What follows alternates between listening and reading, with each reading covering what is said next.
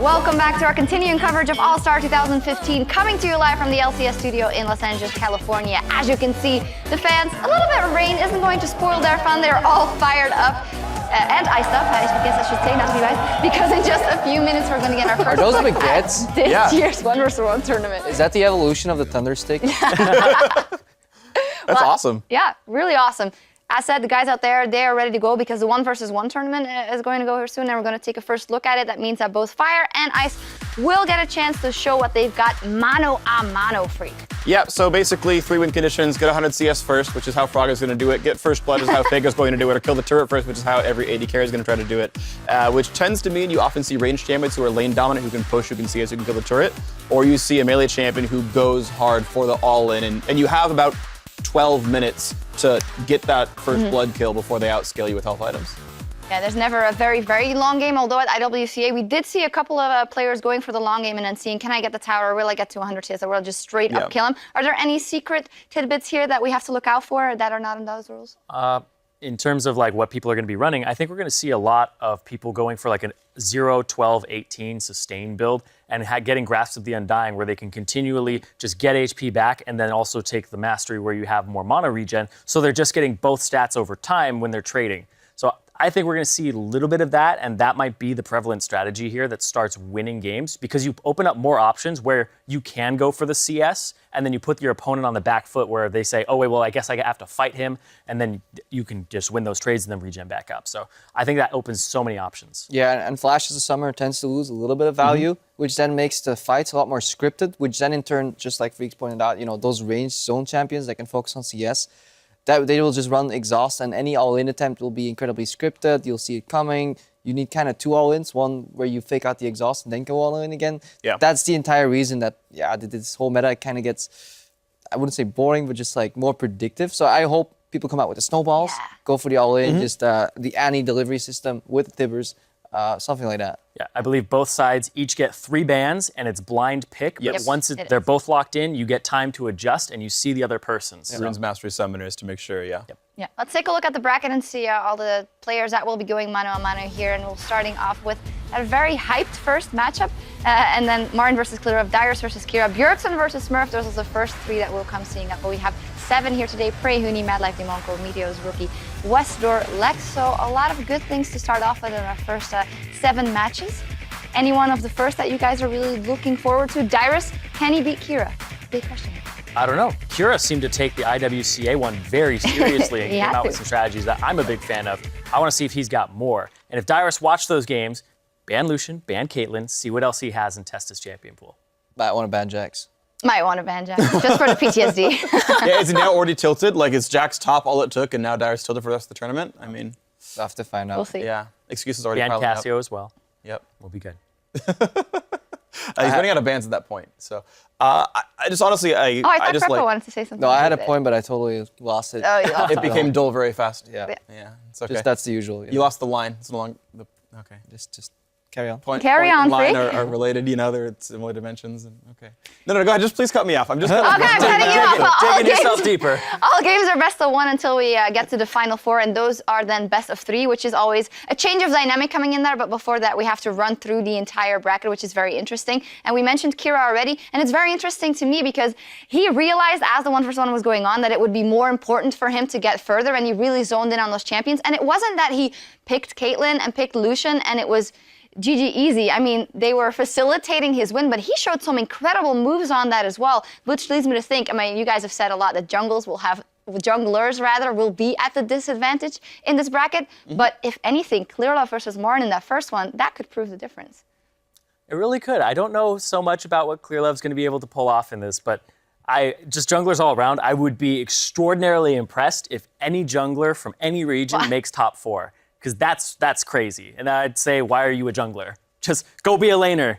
Pick a more skill intensive role. Have someone else. I mean, you saw, like Score was an AD carry.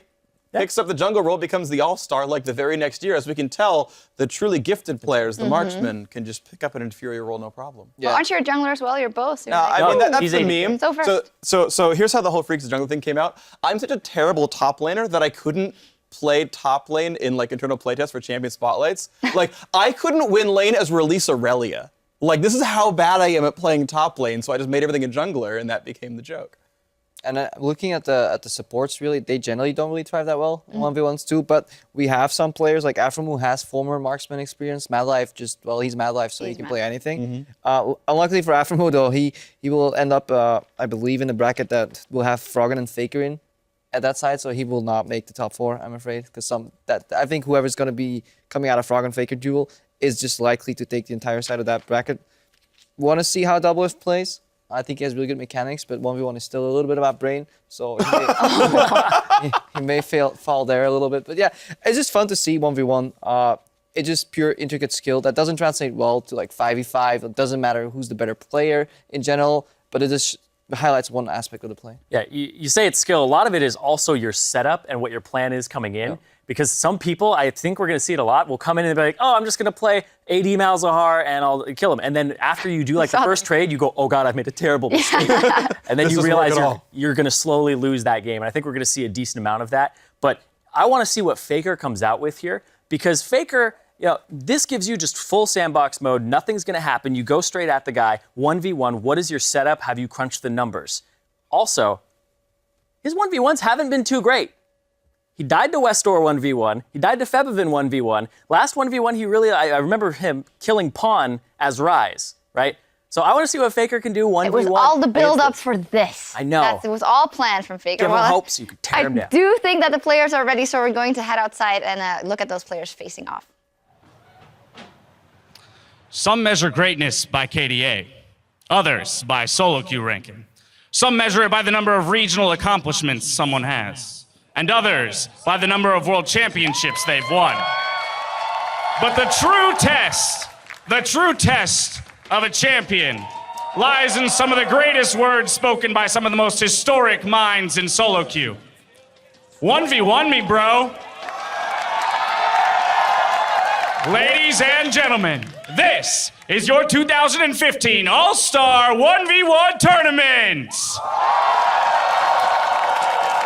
Now, you may have noticed that there are 4 men on the stage at any given moment. That is because one pair is warming up while the other one is doing battle for glory. So do me a favor, ignore the ones on my right and join me in welcoming our first 2 combatants to take to the Howling Abyss. On the blue side, representing Team Fire, reigning world champion and 2015 World's MVP, MaRin!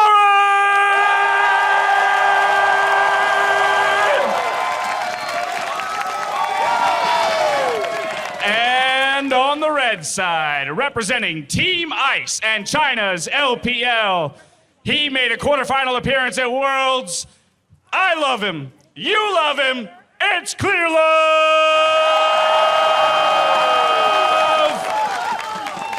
Well, gentlemen, it's time to go. So good luck. Have fun. You're gonna need it. What's hotter right now? These 2 players or Dash's pipes after that intro. Stress, this is going to be a good one. I thought you were going to say, or his hair, his hot pink hair. Oh, and that's fantastic too, but we'll get into it a little bit later. We can talk about the Dash Chromas all we want, but this matchup right now, this is a world champion, an MVP of this world versus the MSI champion, China's favorite jungler. This is Clearlove, man. It may be a disadvantage for him, but he's got a lot going for him. Yeah, a lot of people are saying, Clearlove can do well, Clearlove can do well. MaRin got MVP at Worlds by wrecking nerds. 1 versus 1, sometimes 1 versus 2 in the top lane. It was like, Smeb, who's that? Crush him in the top lane. 1 versus 1.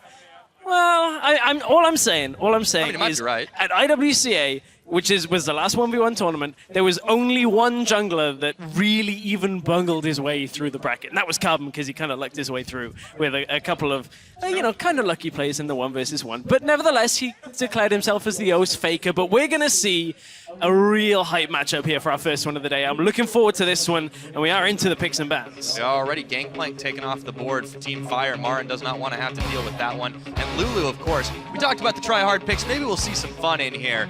But we have been seeing a lot of the AD carries, so I wouldn't be surprised to see those. Lulu is super annoying in 1v1s. You just pick up a Doran's Blade to start, and between the picks damage on your auto attacks plus just the added damage from the Doran's Blade, just so annoying to deal with. You can never kill her when she gets to 6 seed. Speaking of annoying, though, Lucian, he's been a very, very popular pick in the 1v1s we recently did see with some fantastic plays coming out of Kira alone on that champion. Kennen is also banned away. So MaRin just has one left. He decides to spend it on the Quinn.